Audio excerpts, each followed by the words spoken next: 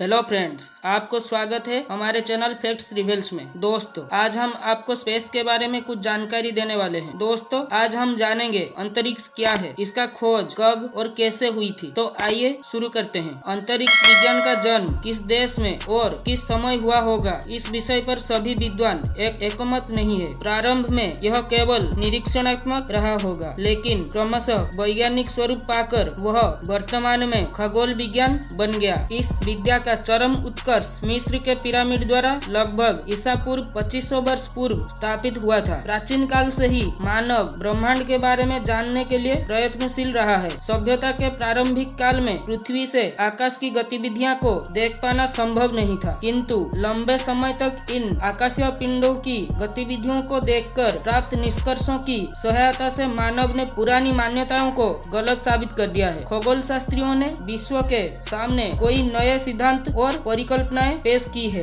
अंतरिक्ष या खगोलीय खोज में भारतीयों की प्राचीन सभ्यताओं सहित मेसोपोटामिया, मिस्र, चीन और यूनान का योगदान रहा है। मानव ने पुरातन काल से ही कोई यंत्रों की सहायता से सौरमंडल, ग्रहों एवं तारों के बारे में जानकारी प्राप्त की। दोस्तों, अगर हम अंतरिक्ष के बारे में बात करेंगे तो इसका परिभाषा के रूप में उस पिंड को अंतरिक्ष कहते हैं जो पृथ्वी से दूर शून्य होता है। प्राचीन भारत के संस्कृत और वैदिक साहित्यों में अंतरिक्ष शब्द का प्रयोग कई बार आता है।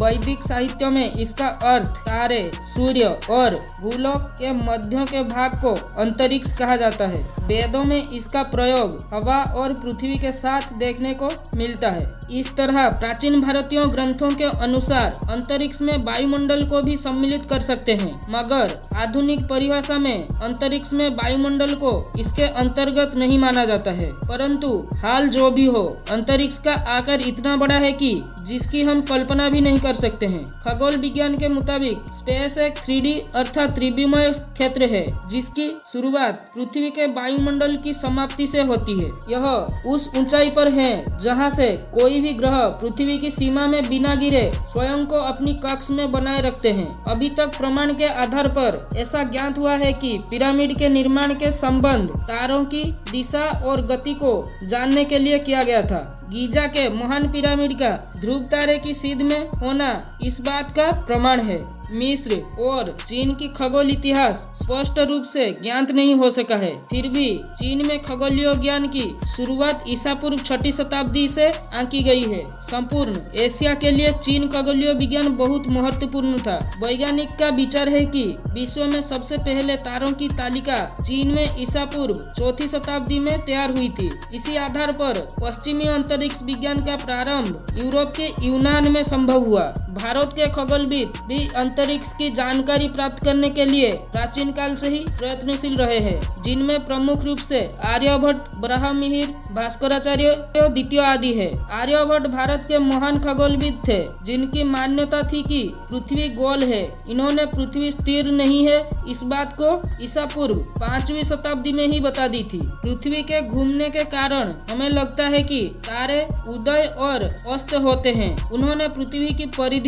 लगभग 24,835 मील बताई थी, जो कि आधुनिक काल में भूविज्ञान द्वारा बताई गई परिधि लगभग बराबर है। आर्यभट्ट ने चंद्र ग्रहण का कारण चंद्रमा पर पृथ्वी की छाया पड़ना बताया था, जो कि अटल सत्य है। भारत द्वारा अंतरिक्ष में भेजे गए प्रथम कृत्रिम उपग्रह का नाम आर्यभट्ट इसीलिए रखा गया था। यूनान में भी ईसा पूर्व 4ठी सदी में अंतरिक्ष ज्ञान विज्ञान का विकास होने लगा। इसमें प्रमुख दार्शनिक प्लेटो, अरस्तु और टालिमा थे। उस समय माना जाता था कि पृथ्वी केंद्र में है और सूर्य इसके चारों ओर वृत्ताकार मार्ग में चक्कर लगाता है।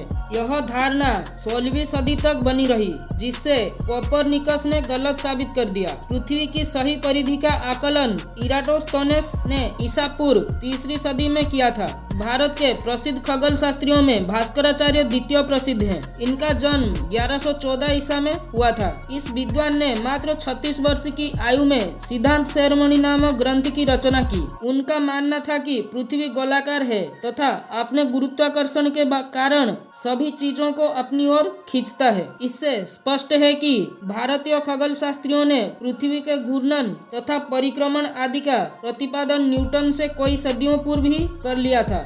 तो दोस्तों, आपको हमारा वीडियो कैसा लगा नीचे कमेंट में जरूर बताना। और हाँ, आप हमारे चैनल को लाइक और सब्सक्राइब जरूर करना। धन्यवाद।